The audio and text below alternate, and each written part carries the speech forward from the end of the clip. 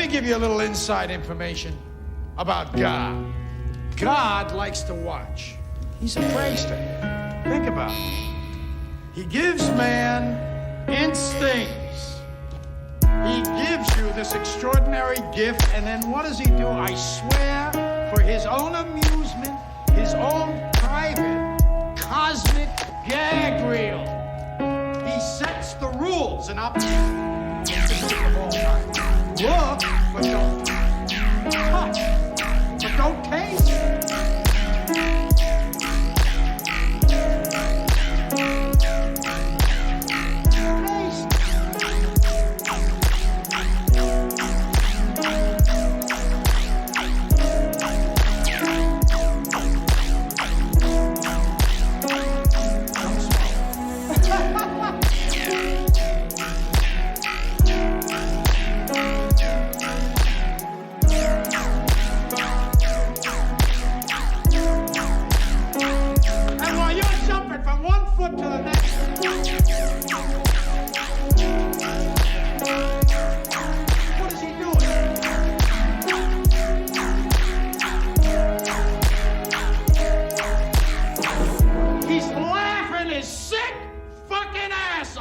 He's a tight ass. He's a sadist. He's an absentee landlord. Worship that? Never. Why not? I'm here on the ground with my nose in it since the whole thing began. I've nurtured every sensation man has been inspired to have. I cared about what he wanted, and I never judged him.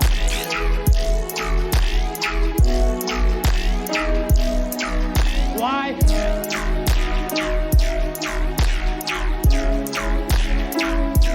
Because I never rejected him.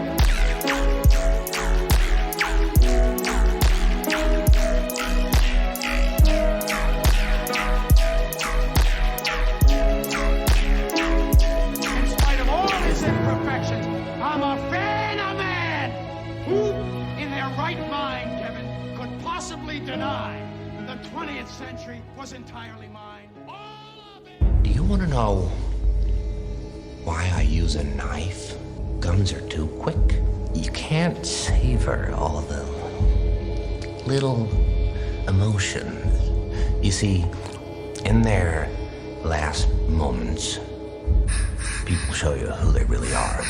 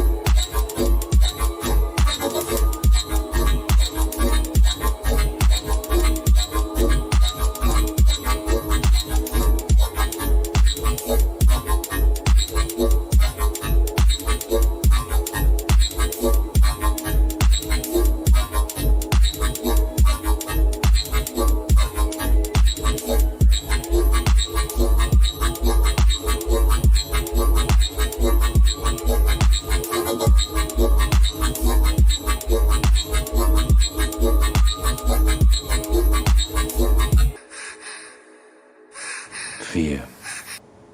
The spectacle of fearsome acts. Somebody steals from me, I cut off his hands. He offends me, I cut out his tongue. He rises against me, I cut off his head, stick it on a pike. Raise it high up so all in the streets can see. That's what preserves the order of things. Fear.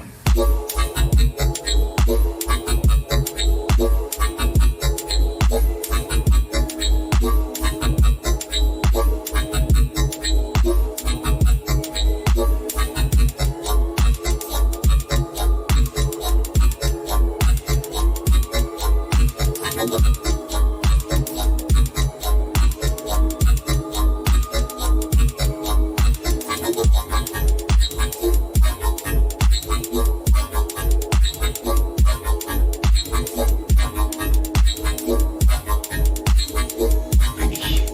Tiere will, dass die Vögel tot von den Bäumen fallen. Dann fallen die Vögel tot von den Bäumen herunter. I don't know what to say, really.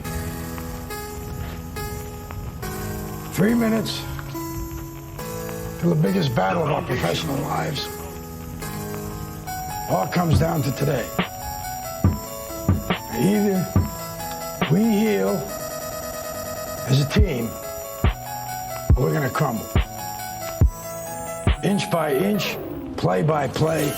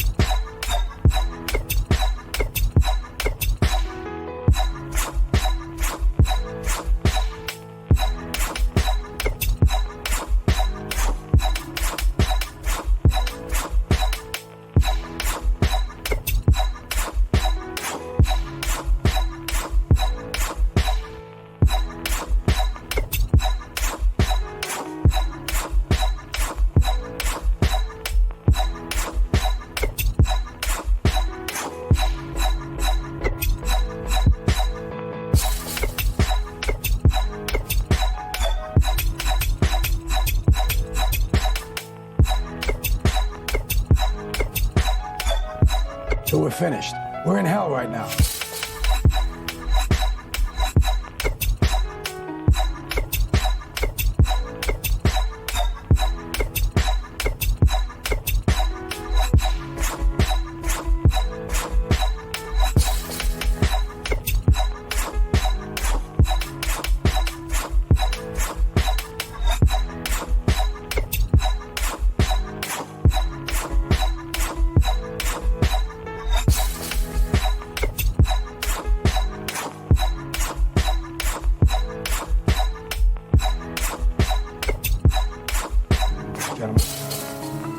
Believe me.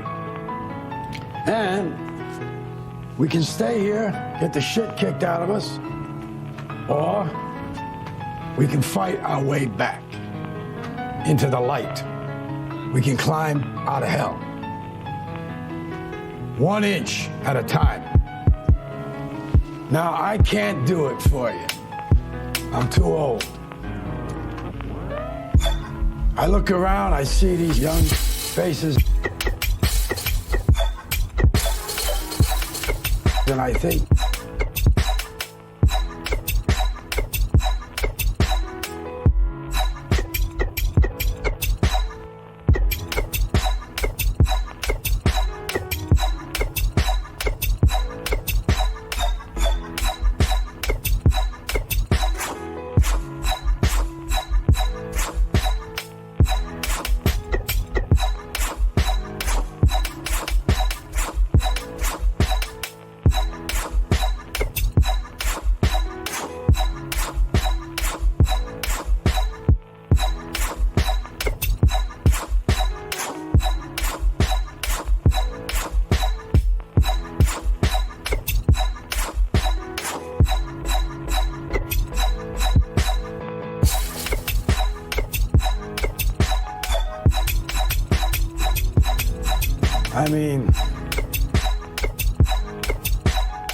I made every wrong choice a middle-aged man can make.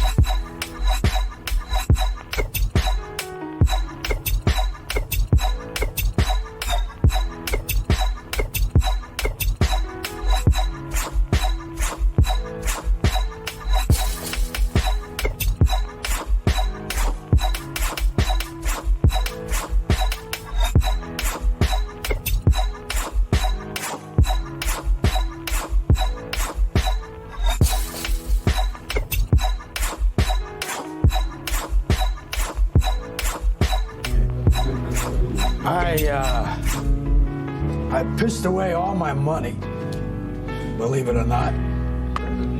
I chased off anyone who's ever loved me. And lately, I can't even stand the face I see in the mirror. You know, when you get old in life, things get taken from you. I mean, that's part of life. Say why America is the greatest country in the world. Diversity and opportunity. Lewis? Freedom and freedom. So let's keep it that way. I'm gonna hold you to an answer on that. What makes America the greatest country in the world? Well, Lewis and Sharon said it. Diversity and opportunity and freedom and freedom. You don't look satisfied. I want a human moment from you. What about the people? Why is America Not the greatest country in the world, Professor. That's my answer. You're saying? Yes. Let's talk about... Fine. Look, Sharon, the NEA is a loser. Yeah, it accounts for a penny out of our paycheck, but he gets to hit you with it anytime he wants. It doesn't cost money. It costs votes. It costs airtime and column inches. You know why people don't like liberals? Because they lose. If liberals are so fucking smart, how come they lose so goddamn always? Hey. And with a straight face, you're gonna tell students that America is so star-spangled awesome that we're the only ones in the world who have freedom?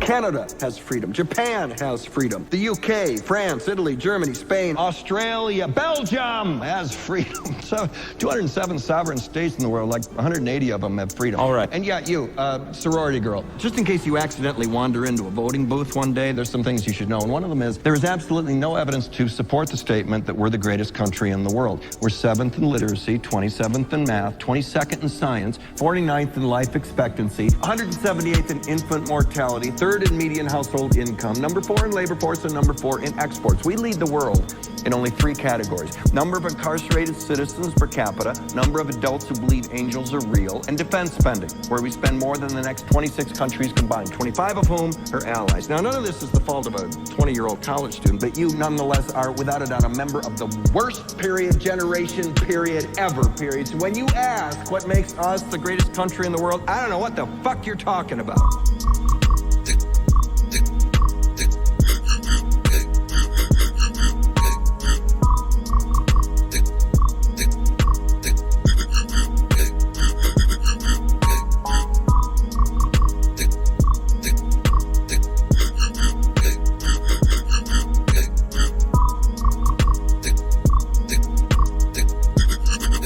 Stood up for what was right. We fought for moral reasons. We passed laws, struck down laws for moral reasons. We waged wars on poverty, not poor people. We sacrificed. We cared about our neighbors. We put our money where our mouths were, and we never beat our chest. We built great big things, made ungodly technological advances, explored the universe, cured disease, and we cultivated the world's greatest artists and the world's greatest economy. We reached for the stars.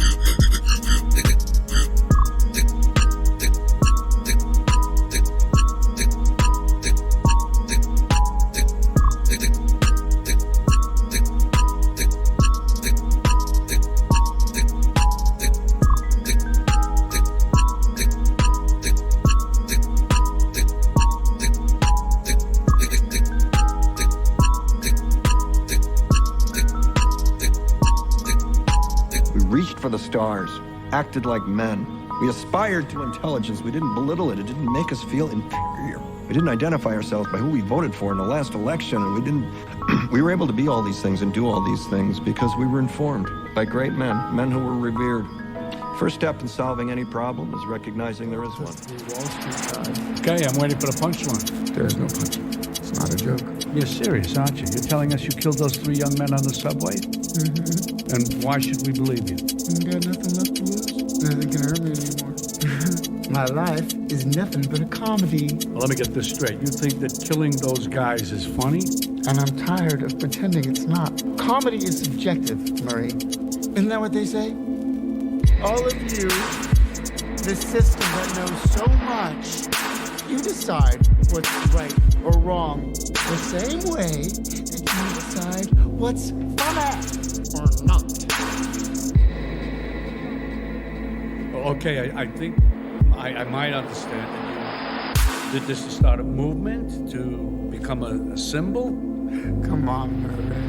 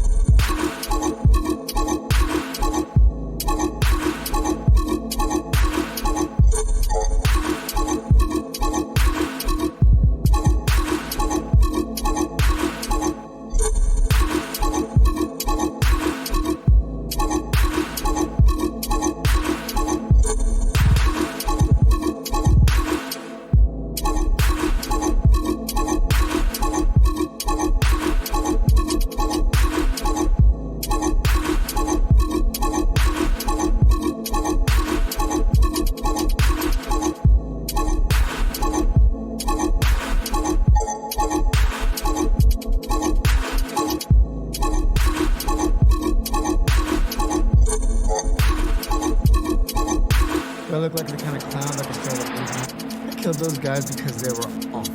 Everybody is awful these days. It's enough to make anyone crazy. Okay, so that's it. You're crazy. That's your defense for killing 3 young men? No, they couldn't carry a tune to save their lives. Oh, why is everybody so upset about these guys? If it was me dying on the sidewalk, you'd walk right over me. I pass you every day and you don't notice me. But these guys, what, because Thomas Wayne cried about them on TV? You have a problem with Thomas Wayne? Yes, I do. Have you seen what it's like out there, Murray? Do you ever actually leave the studio? Everybody just yells and screams at each other. Nobody's civil anymore. Nobody thinks what it's like to be the other guy. You think men like Thomas Wayne ever think what it's like to be someone like me? To be somebody but themselves? They don't. They think that we'll just sit there and take it like good little boys.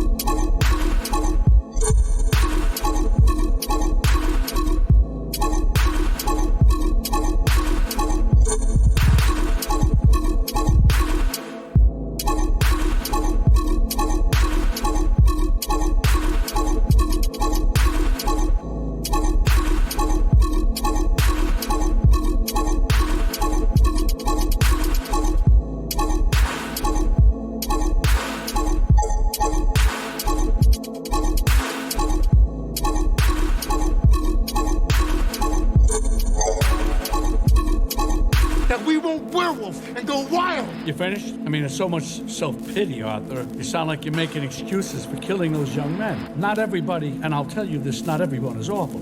You're awful. Me? I'm awful? Oh yeah, how am I awful? You just wanted to make fun of me. You're just like the rest of them. You don't know the first thing about me, pal. Look what happened because of what you did, what it led to. There were riots out there. 2 policemen are in critical condition. You're laughing. You're laughing. Someone was killed today because of what you did. I know. How about another joke, Murray? No, I think we've had enough of your jokes. What do you get? I don't think so. When you cross a mentally ill loner with a society that abandons him and treats him like trash. Call the police, I'll Gene. tell you what you get. Call the police. You get what you fucking deserve. Because democracy basically means government by the people, of the people, for the people. But the people are retarded.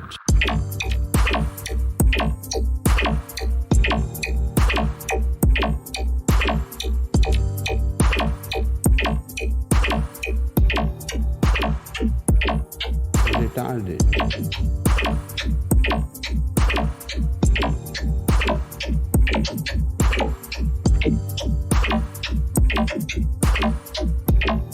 Retarded.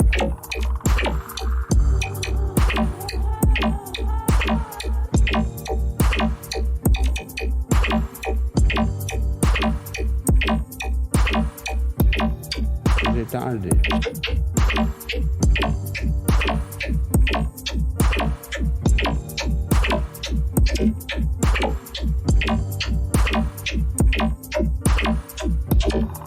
But the people are retarded. Yeah, politics, man. Yeah. Like, literally, that's feckless. I'm telling you, I'm on my kindness conspiracy. If you look at life, anything in life, through the framework of money, you'll miss most of the picture. Yeah. And you know, in business, especially at this stage in our careers, you realize through the years, people play incentives. You know what I mean?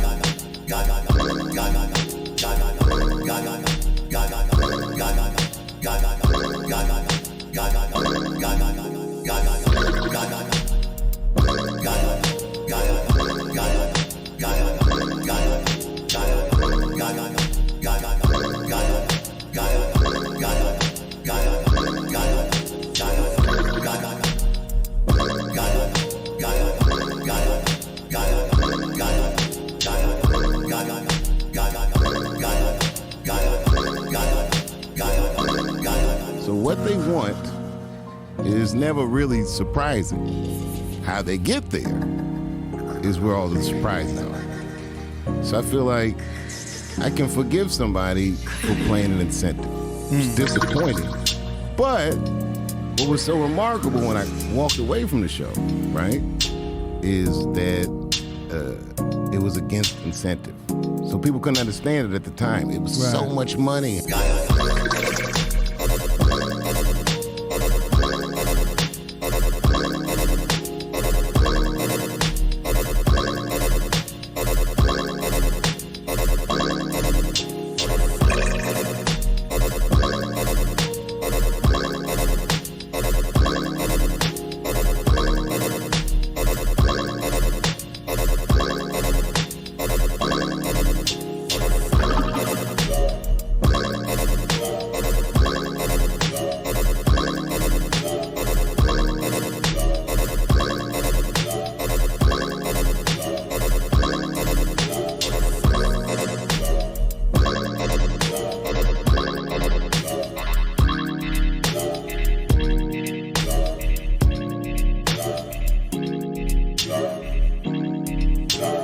How could you do that and blah, blah, blah. But you know, I had taken that money, finished the show, I would have got the money, but I might never have been the same. I'd never seen these things before. I didn't see anyone else do this and get back up. I didn't see, you know, and the drum beat is, he's crazy, he smokes crack, this is that. It was a wild experience. The way people close to you react to it, like I had failed or I'd ruined my life. You know,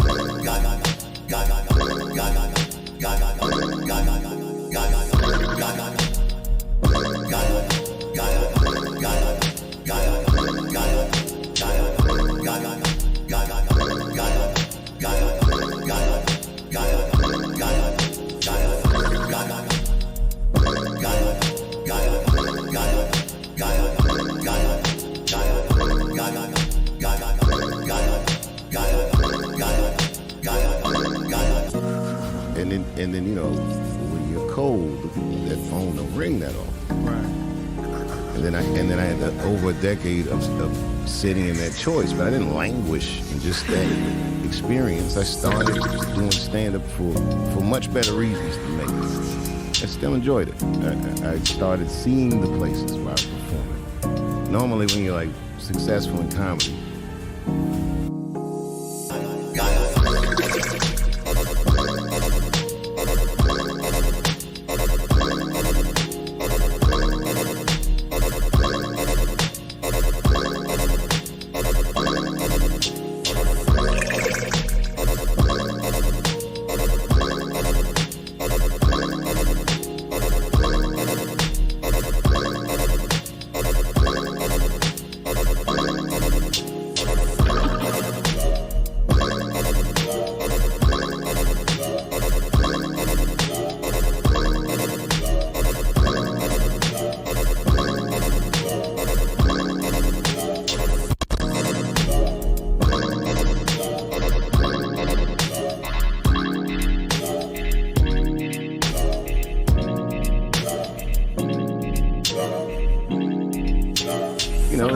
the plane or the bus, you do the hit, you go back to the hotel, you get back on the bus, you don't really see anything. You don't really, like even now, like this last run we did here in Austin, we was here for weeks.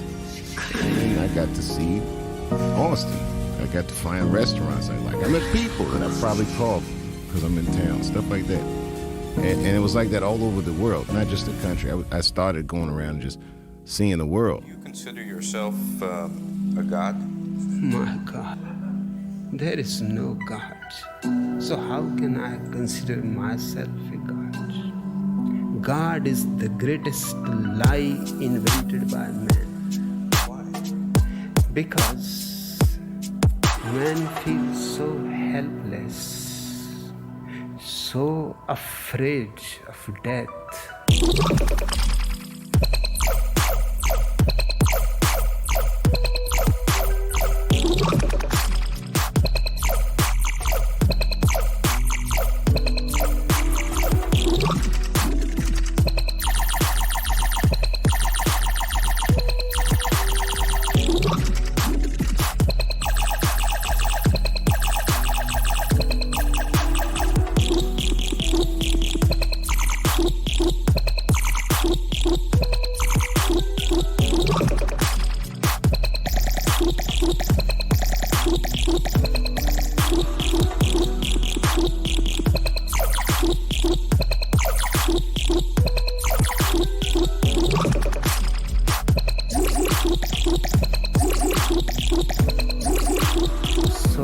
Burdened with life's problems,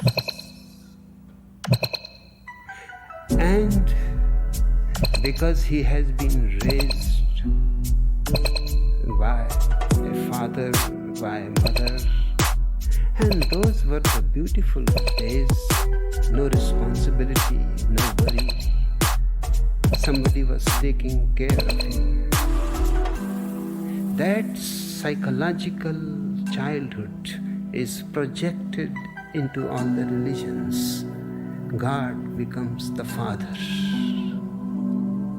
And there are few religions in which God becomes the Mother.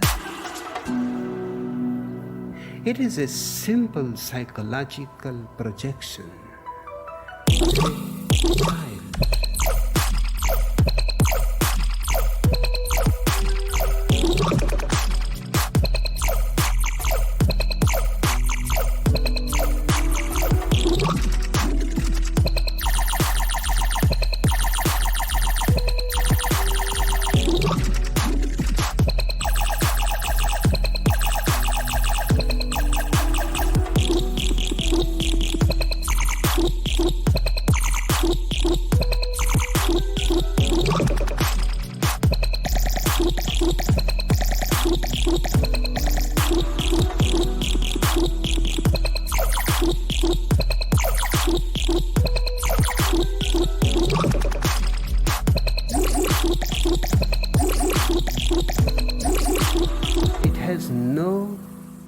Basis in reality. And whenever you are afraid, whenever you are in trouble, you start seeking help. No help ever comes. Even Jesus on the cross was waiting for the help to come. And finally, got disappointed and shouted, "Father, have you forsaken me?" A great doubt must have arisen in him.